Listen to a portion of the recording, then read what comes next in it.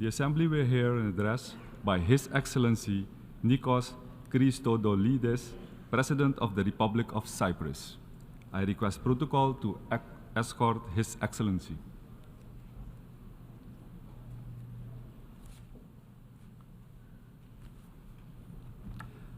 On behalf of the General Assembly, I have the honor to welcome His Excellency Nikos Christodoulides, President of the Republic of Cyprus, and to invite him to address the Assembly. Mr. President, Your Excellencies, on the 26th of July 1946, in San Francisco, our predecessors pledged to save succeeding generations from the scourge of war, which twice in our lifetime has brought untold sorrow to mankind. To unite our strength to maintain international peace and security. To settle their international disputes by peaceful means and refrain from the threat or use of force against the territorial integrity or political independence of any state. These pledges were the promise of our predecessors bestowed upon us for the future. The UN Charter, ladies and gentlemen, is a promise, not a reality. If we are complacent in our actions, the words are not worth the paper on which they are written. The horrors of the Second World War, which began in Europe and consumed the world, brought nations together. We, assembled here today, must live up to the obligations prescribed in the UN Charter to proclaim never again. Make no mistake, we bear responsibility to ensure the world does not drift into the horror of war. This is our mandate. Do we have the courage? Do we have the resolve to make peace our top priority, to honor the foundations of the United Nations, and to assure its continued relevance? Our predecessors harbored an admirable sense of their own personal accountability to the future. I believe it is that sense of personal responsibility from the individual that underpins the idea and the reality of a United Nations throughout the world.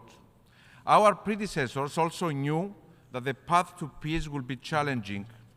They had the resolve, the deep belief, the knowledge that it will require the ability of all people to come together to make peace a reality, so that their children and the generations to come, so that our children today will not be scarred by another world war. But they also had the greatest of all impetuses. The world, the leaders that came before us inherited ashes, not institutions. They had no choice but to look to multilateralism, to international law, respect for the sovereignty and the territorial integrity of all states. Today, as we stand on the shoulders of our predecessors, we remain accountable to deliver on the vision of peace that sparked the creation of this resilient organization. Will we be worthy and equal to the challenge? Can we act with a sense of urgency without which we too will fail? Excellencies, as a historian by training, I believe adamantly that history serves as an invaluable compass, as the most valuable source of lessons. More than 7 decades following the establishment of the United Nations, the war in Ukraine has shaken the world. It reminds us that never again is a rallying cry, a sacred promise that is fragile and one that we need to protect with all of our resolve. Cyprus condemns in the strongest terms any breach of international peace and security effected through military action by any state against the independence, sovereignty, and territorial integrity of another state. We stand on this instance of violation of international law and on every such instance on the right side of history. Since the very first day of the aggression against Ukraine, the people of Cyprus, a third of them still displaced as a result of foreign aggression against their own country, have displayed solidarity with deeds, not just words, to the people of Ukraine. We do this because we remember. We do this because it is the right thing to do. Excellencies, we call for the immediate cessation of hostilities and encourage the parties to engage in constructive dialogue and negotiation. The world must support this effort not only because history demands it, but also to ensure the world steps back from the edge of a war that could reduce this institution to rubble.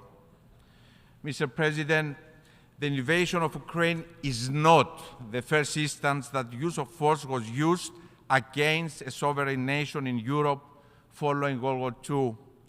Just like Ukraine, in Cyprus, the UN Charter and international law continue to be violated.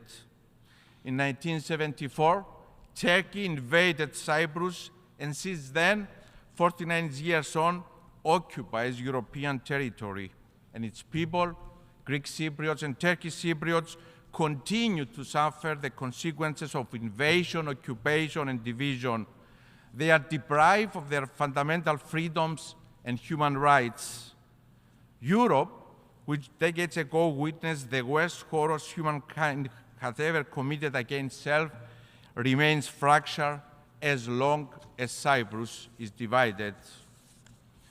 Born in 1973, only a few months before Turkey invaded Cyprus, I have witnessed my people mourn, persevere, rebuild forever with a burning desire for peace and reunification. The invasion violently displaced hundreds of thousands of Cypriots, and Turkey continues to occupy approximately 37% of the territory of the Republic of Cyprus. The families of the missing persons desperately await for information on the fate of their loved ones. The enclaves stoically await the end of the division. One of the lessons we are reminded of by the recent invasion of Ukraine is that in the absence of lasting, viable peace, the resulting fragility can lead to destabilization with far-reaching consequences, not just for the country concerned, but for the region to which it belongs and for the world at large. Ukraine has exemplified in the darkest manner that a threat to peace somewhere is a threat to peace everywhere.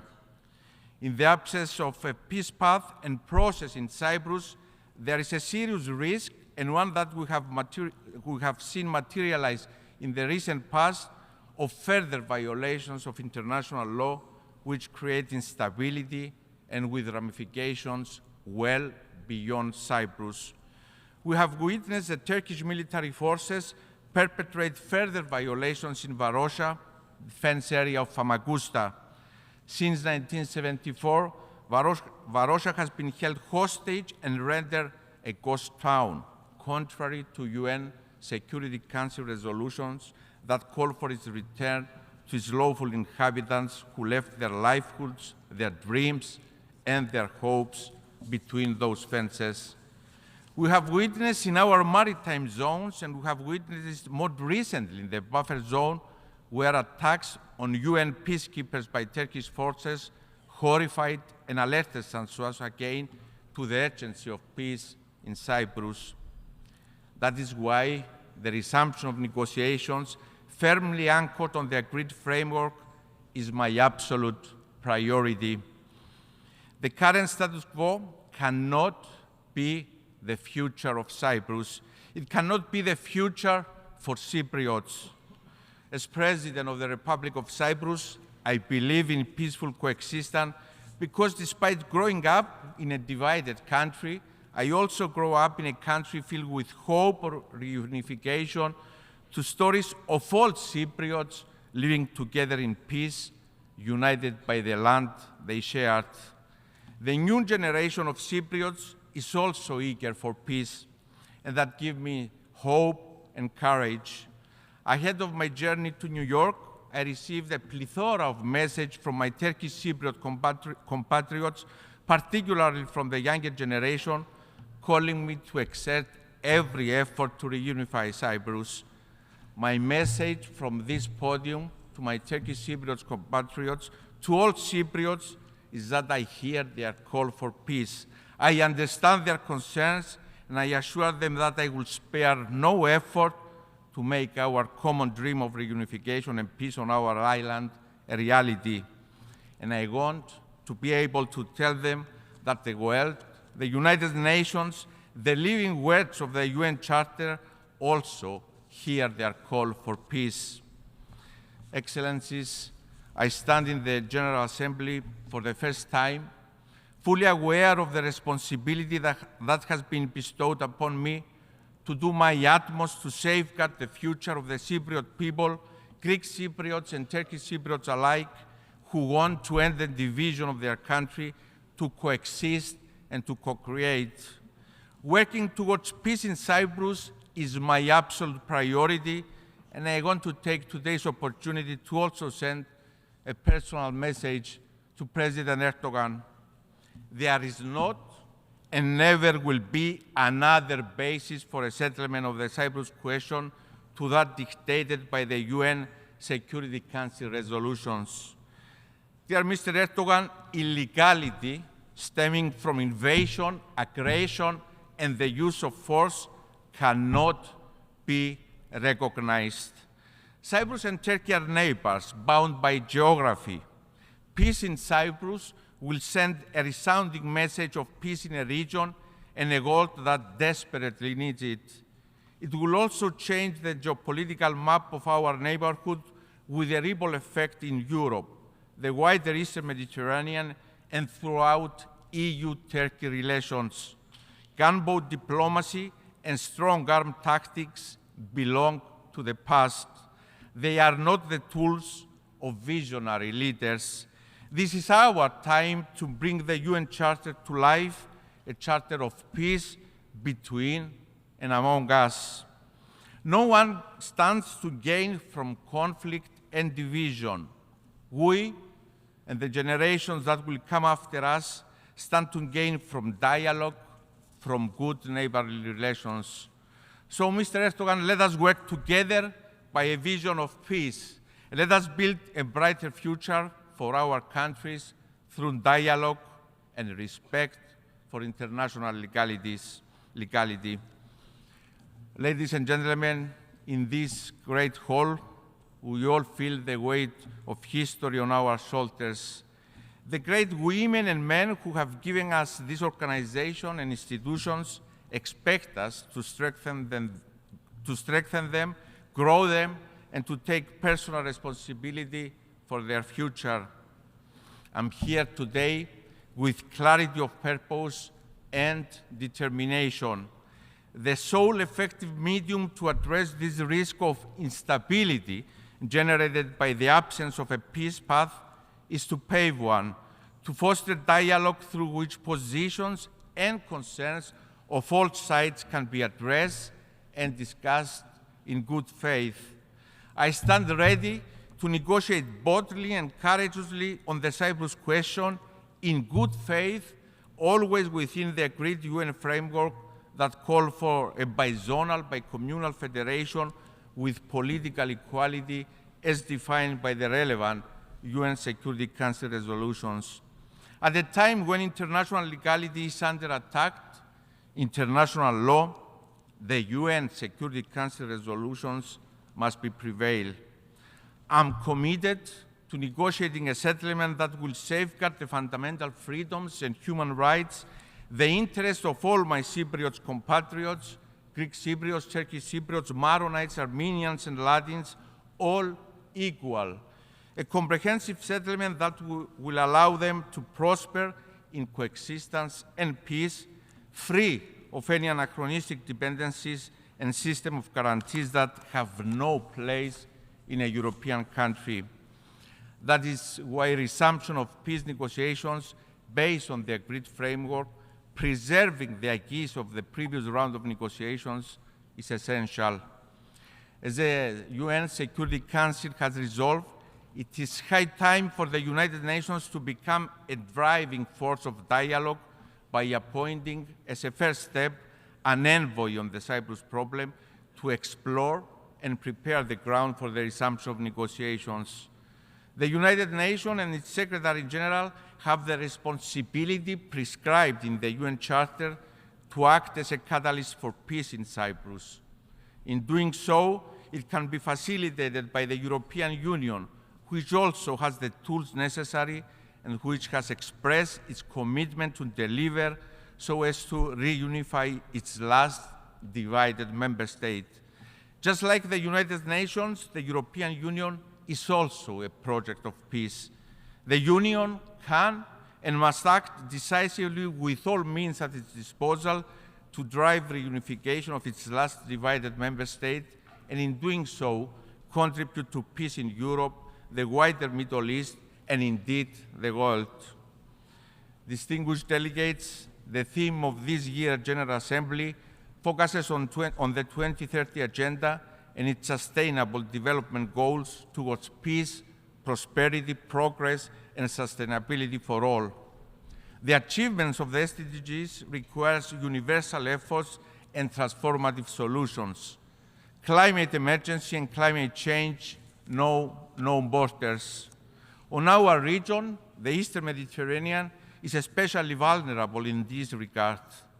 The raging wildfires and the floods during the summer are a somber reminder of the fact that we are failing to act at our own peril. We have regrettably all observed nature's wrath from the storming countries of our region and in countries such as Libya, in which thousands so tragically lost their lives. To this end, Cyprus is actively participating in a new international climate change initiative to address the specific needs and challenges countries are facing in our neighborhood to advance mitigation actions. The Climate Ambition Summit taking place today is a critical milestone in confirming our collective political will towards achieving the transition to a climate-resilient global economy. At the same time, recognizing that human rights are essential for lasting peace and sustainable development, we must ensure that they guide the solutions to our challenges. The International Human Rights Agenda is a priority policy for Cyprus, and it is exactly for this reason that we announce our candidacy for the Human Rights Council for the period 2025-2027. As an European Union member state, we are committed to action against gender-based violence, and we have also joined the Secretary General's Circle of Leadership on the prevention of and response to sexual exploitation and abuse in the United Nations. Ladies and gentlemen, in 1946, Winston Churchill declared that the dangers and difficulties in establishing conditions of freedom and democracy and permanently preventing war will not be removed by closing our eyes to them, nor by a policy of appeasement to aggressors. What is needed is real action, and the longer this is delayed, the more difficult it will be and the greater the dangers will become. Cyprus is at the crossroads of Europe and the Middle East, in part of the world that is no stranger to conflict and instability. We are, however, convinced that the Eastern Mediterranean and the wider Middle East are changing the narrative of being a region in turmoil. We can become a hub of stability, peace, and cooperation, an exemplar of the change capable in the 21st century. Cyprus seeks to act as a facilitator for this common vision and has come together with its immediate neighbors, with Egypt, Israel, Jordan, Lebanon, Palestine, and Greece, building a solid network of cooperation that is underpinned by a vision to make the Mediterranean Sea a sea of peace, cooperation, and prosperity. We shall continue on this path of multilateralism anchored on respect for international legality, and we call on all countries of the region that share these values to join us. This is, after all, the essence of the guiding principles that founded the United Nations 78 years ago. Peace. I come before you today asking for us all to work together toward peace. It is nothing new or groundbreaking, but it's a world changing, and we need to remind ourselves every day that it is within our reach and our responsibility. Thank you very much for your attention. On behalf of the Assembly, I wish to thank the President of the Republic of Cyprus for the statement just made, and I request protocol to escort His Excellency.